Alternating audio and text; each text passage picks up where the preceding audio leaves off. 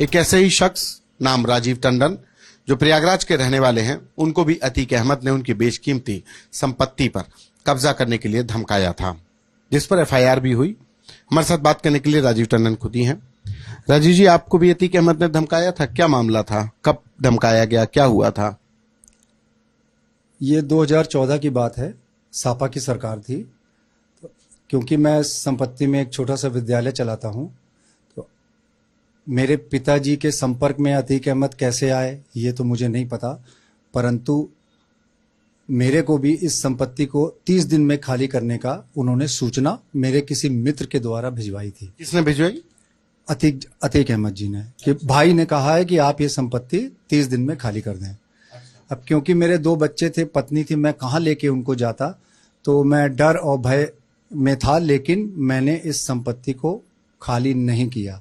मेरा विरोध देखते हुए जब संपत्ति खाली नहीं हुई तो अतीक अहमद स्वयं अजय हेला और अपने लाव लश्कर 6 आदमियों के बंदूकों के साथ 2 गाड़ियां लेके खुद मेरा मकान कब्जा करने आए थे। अच्छा, अतीक अहमद खुद आए थे? जी, खुद आए थे। अच्छा, क्या बोले, क्या हुआ था उस दिन? फिर कब, कौन सी तारीख की बात है?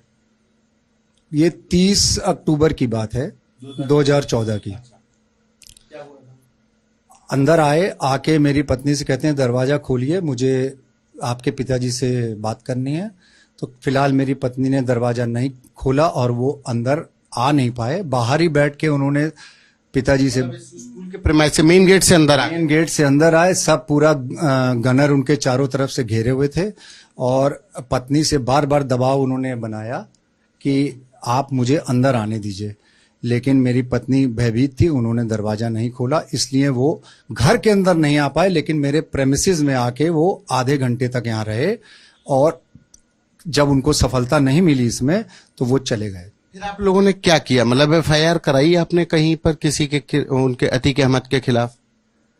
बेसिकली क्योंकि उस समय उनका वर्चस्व था तो तुरंत तो हमने एफआईआर नहीं कराई, लेकिन अपने बचाव के लिए हमने विश्व हिंदू परिषद को से जुड़े और उसका कार्यालय श्री पवन श्रीवास्तव जी जो कि उसकी सब देखरेख करते हैं, उन्होंने खुलवाया। उसके बाद यहाँ पे कई एफआईआर हो पाई उसकी कि नहीं हो पाई? सर हुई उसकी कब हुई, किसके खिलाफ हुई? 1 साल की 1.5 साल बाद एफआईआर हुई।